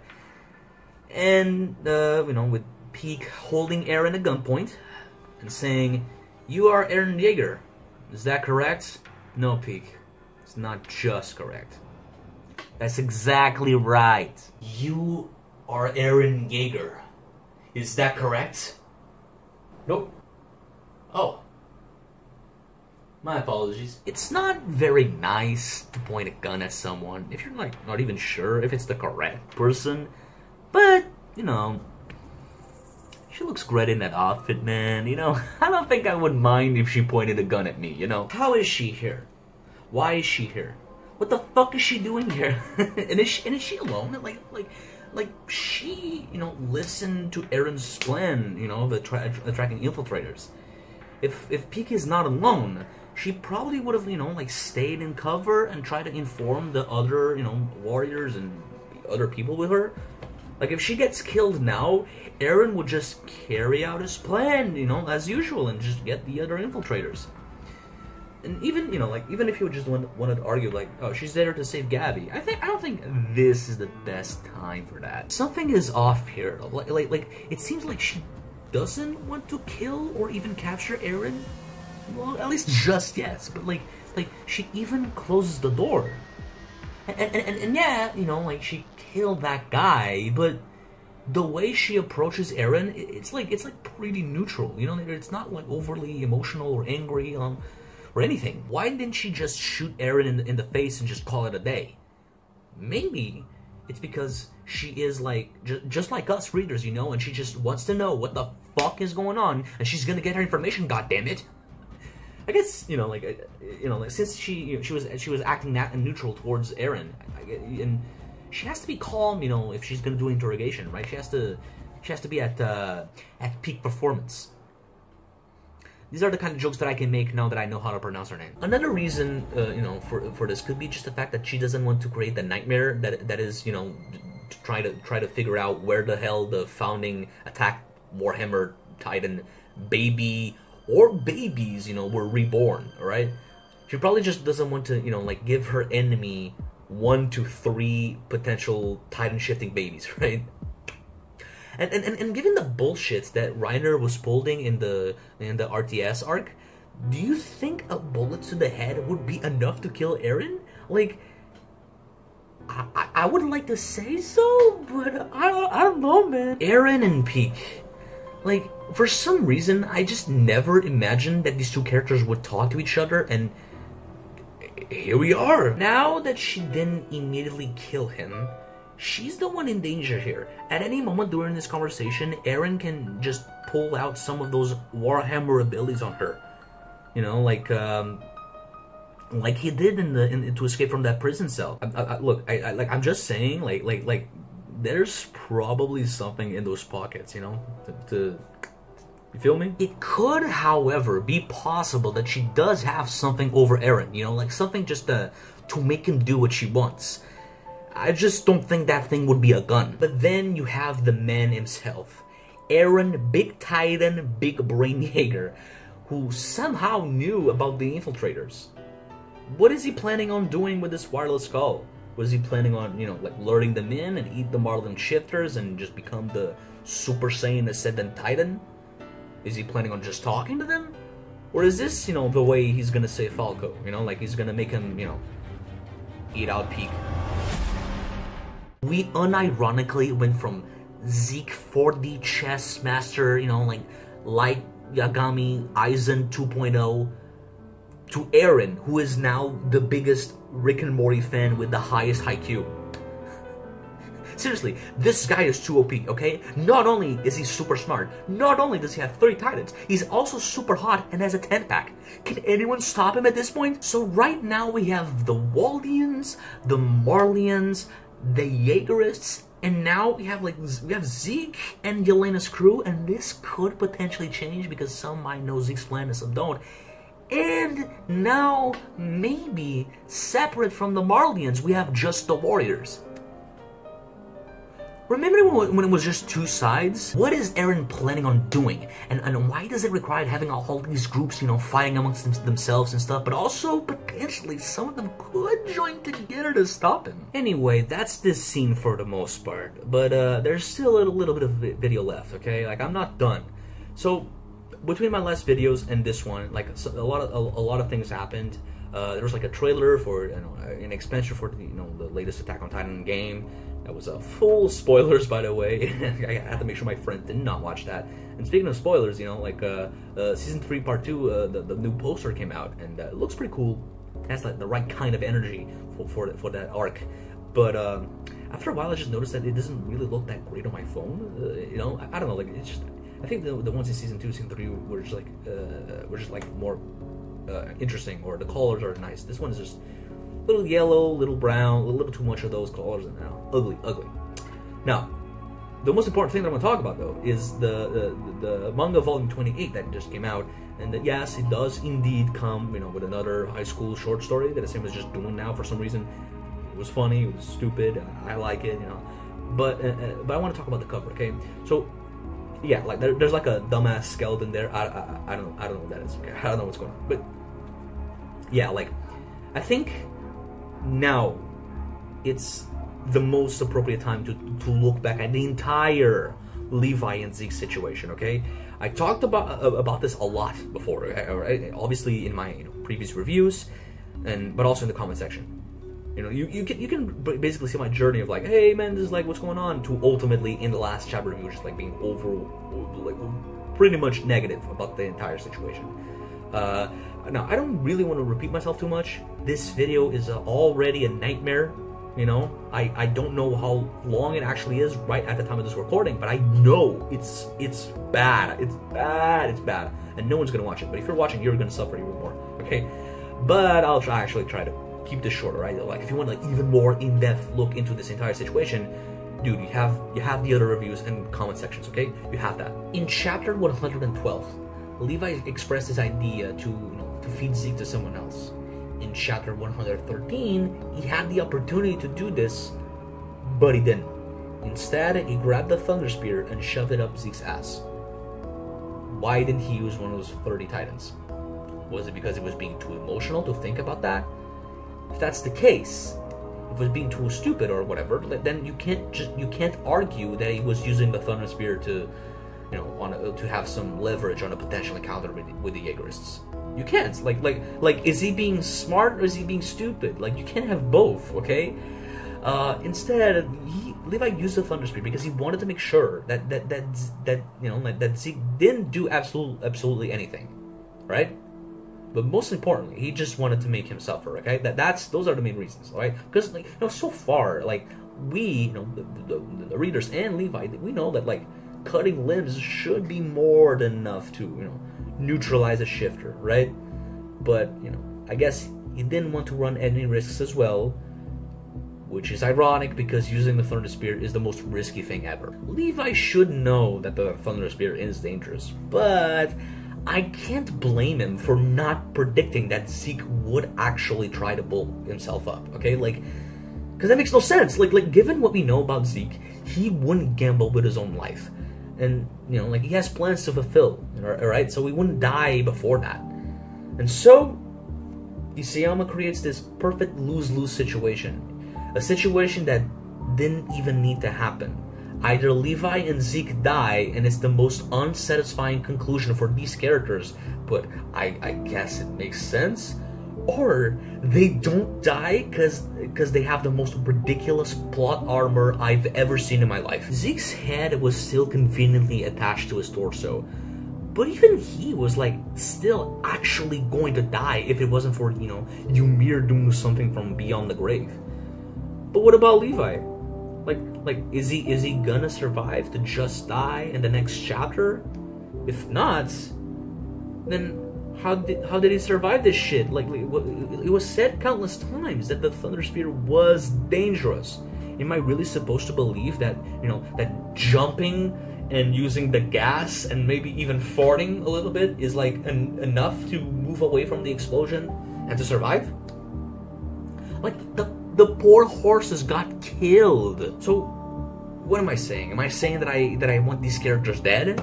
No, of course not. Okay, I'm a fan of these characters, but I'm just not a fan of how I need to suspend my disbelief. I'm also not saying that characters shouldn't die because they made stupid mistakes. But Levi is a legacy character. To see him die like that, it would just suck super hard, even if it's more realistic or whatever. Every other major death in the series, it was not unsatisfying. And even if it was, okay, like let's argue Ymir's or Sasha's, they didn't die because they were not using their brains correctly.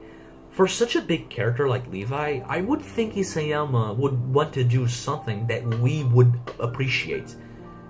And this is what's gonna lead me into a bigger topic, or a bigger point. You know, I'm just not talking about this Levi shit for no reason, you know. And it's the ending of Attack on Titan. So I have been a fan of this series for years, okay? And I was there both times that Isayama talked about the ending, right? A long time ago, Isayama used to say that the ending was planned and was inspired by the movie The Mist. At the time, I hadn't seen it yet, you know, like but I already knew about it, you know. There were like big names attached to this movie. Like it was based on a novel by Stephen King. It was directed by Frank Darabont. There was like a bunch of Walking Dead actors in there, and the ending was like apparently like fucked up or something, you know. And so when I read that article, I assumed that Isayama was just like gonna kill a bunch of characters or something. You know? That's the idea that I had of this movie. But a couple of months ago, I finally decided to watch it, and I gotta say, number one, oh my god, it's insane. Go watch this movie. But second of all, okay, like more importantly, now I really know what the ending is. Okay, now I know what's going on. I don't really want to spoil it too much. All right. Like I'm gonna, you know, just in the chance that you don't know what's going on in there. I'm not gonna say, you know, whether like a bunch of characters got killed or whatever. I'm gonna try to be as vague as I possibly can. But oh boy, it's fucked up. The best way I can describe the movie and this ending is just like it's an ending that is just designed to hurt you, right? It's a punch in the gut, right? You will be left horrified, angry, upset, just. It's insane, but also amazing. Okay, and this ending is not the original novel, by the way. It was like just completely made for this movie, and I think King loved it. But here's the kicker: Isayama later changed his tune. While he wanted to do The Mist, now he's saying that he wants to do something more similar to Guardians of the Galaxy. Now, I haven't watched this movie, to be honest, but I'm assuming it has like a positive ending, you know, and not an Infinity War situation. But anyway, I don't think Isayama is like actually like spoiling the ending of Attack on Titan. Like, he's not saying it's going to be a happy or a sad ending or bad ending, you know. Like, his main point is responsibility. Now, I'm assuming that like Guardians of the Galaxy has a more generic and safe ending, you know, where most plot points and character arcs are solved, and you know, and that's why it's satisfying. I think actually this is like one of Isayama's favorite movies when it came out. Whatever, like it doesn't matter. Like, what matters, like at one point, Isayama wanted to do something that hurt and challenged the readers. But now he's concerned. He feels like he's responsible for us. He wants us to satisfy us. He is concerned with how people are gonna see his story. The ending of The Mist, like, it's a good ending, but like it works because it's just one movie. Attack on Titan is this multi-volume, multi-season, multiple year work, right? And it has so many spin-offs. It's a fucking franchise, guys. To write for so long and to invest us for so long and then slap us in the face with an ending like that, in his eyes, that would be irresponsible. Do you remember like a TV show that had like a lot of seasons and then like, had an ending like this? I think Sopranos had like something similar to it, you know, like you know, where like it had like an abrupt ending that everyone hated. But now I'm assuming like a lot of people like it, because that's usually what happens. Like after a while, people like are not as emotional, and they come back and appreciate these things, you know. But again, that's after like a lot of years have passed, and the other people that like it are people that, you know, like that binge watch the show, you know, like they did not experience the years of investment and, you know, and betrayal that the original viewers had. Whether it was because the series got, you know, like super popular and he just wants the big bucks and to not upset as many people as possible, whether it was, you know, because he actually grew out of his edgy younger years, Isayama is a bit more careful with how he wants us to feel now, okay? Like he thinks he's responsible for us. He wants to ensure that we enjoy the series. But Isayama is not a fucking hack, okay? He's not going to succumb to easy fan service like Kingdom Hearts 3 or, you know, Ruby Volume 6. And he has shown time and time again that he's okay. Like, he's fine with killing fan favorites. But he is concerned, but he is concerned with being responsible. And if he is, you know, so concerned about that, you know, being responsible with how we, you know, appreciate what we see, like, then I don't think he would kill Levi, a legacy character, in a situation like, you know, like what happened in the manga, and that's what happened. Thank God he didn't kill Levi, right? Like even if, you know, he probably should, because he would make more sense. So what was the point of this whole situation? Well, Isayama was clearly not done with Zeke. He still wants to write about him, but also he doesn't want to kill Levi yet. But he definitely wants to write him off the arc, okay? Without him, you know, things are gonna get even harder for our protagonists. And remember, like, this is a thing that happened before, you know, like back in the Female Titan arc, like when he injured his leg. But that was not a stupid mistake that cost his life, you know. It was actually Mikasa's fault. And that led to some good development with her. Anyway, Isayama is still super unpredictable. Like, you could always kill Levi in the next chapter while, you know, like, he gives a sappy monologue to Hanji. Or not. Just like with Mikasa, this could lead to some good interactions with these two characters. So, you know, like, let's just hope Hanji's a pretty good swimmer. Again, I'm not a fan of this whole Levi puts a thunder spear up Zeke's ass situation, okay? I think it was forced, I think it was contrived, I think the characters were acting, both characters, Zeke too, acting like uncharacteristically careless. And, you know, somehow they just survived these impossible odds with their thick plot armors. If Isayama wanted to write Levi off the show, I think he could probably do something else, something better. I don't know what though. Like I lack the talent and the creativity to think of something better. That's a job for fanfic writers. But this is it, okay? Like I'm so goddamn tired of these two characters, okay? They have been in every chapter that I've been reviewing so far, and it's time to stop, okay? It's time to stop. I'm done with these characters, okay? I want to talk about something else, okay? I want to talk about some of the cute girls in this fucking franchise, okay? I would love if the next chapter it was just Peak, okay? I would love that. Anything to avoid these two. If I see a comment about this whole Levi and Zeke situation, look, man, like I might not even reply because I'm really that tired of this shit. I'm just tired of repeating myself. Like maybe if you point out something I actually haven't considered, but at this point, man, I just I have counterpoints to your counterpoints. I just don't want to repeat myself anymore. Like if I see, like, look, I don't care if I'm in the middle of the street. If I see a notification on my phone and it's a comment, and the comment is stuff that I already talked about in other comments and other reviews, dude, I don't care if I'm in the middle of the street. I'm just gonna be like this.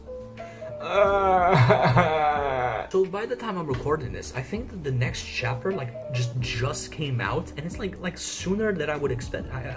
Like got leaked or something. I don't know, man. But you know, as a fan, it's like, hell yeah, man, new chapter early, yeah, peppy. But now that I'm making videos, I just feel even worse, you know, that I just can't release these videos faster. I just feel really bad, you know. But yeah, like I'm putting like way too much in these videos, and then like nobody watches them, and I can't blame you. All right, like I have to change the way I'm doing things, you know, like because this is a nightmare. I can't do this anymore, you know.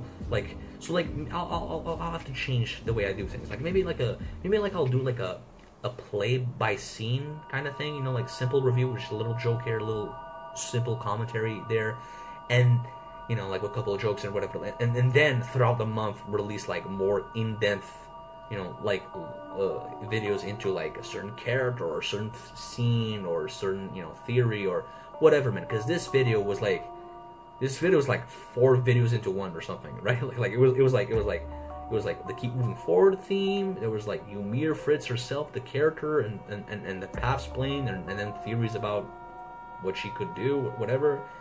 It was like, I don't know, like there's like a lot of shit in here. I don't know, like dude, it was like too much. This video's too much, and nobody gives a shit. And I don't even blame you. I don't even blame. Dude, if you're watching this video, how the fuck are you watching this video? I'm sorry, man. I'm so sorry.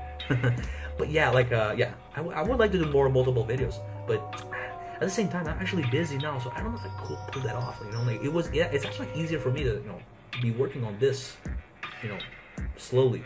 But I don't know. And you know, in the opening of this video, I was like complaining about, you know, that the reactions are gonna get more views or whatever, you know, than the actual content with effort. But you know, that actually brings people in to like discuss in the comment section, and I just want to say, like, there was like a new people that I didn't talk with before, you know. And I gotta say, like, it was fun. It was fun to talk to you guys. You know, if you're watching this, thank you. You know, this is what I want you to watch, though, not reactions. God damn it! What the fuck? Fucking god damn it! Like when I started recording this video, like the reaction was like my second most viewed thing at Attack on Titan Rise. My first review had a lot of views for some reason, but now it's like no, it's the reaction. People want me to yell. You know. So yeah, like I wonder if like the next chapter is crazy. If I'm gonna scream even more. Like I saw like a thumbnail of from that Attack on Titan YouTuber. You know what I'm talking about? That guy that just spoiled stuff. I'm like, oh, you know, I don't even remember. I try to, you know, close my eyes. But yeah, like, god damn, man, that guy just spoils. He just spoils everything, man. It's just not nice. But yeah, no, you know, next chapter is out, then I should react to it. But not now.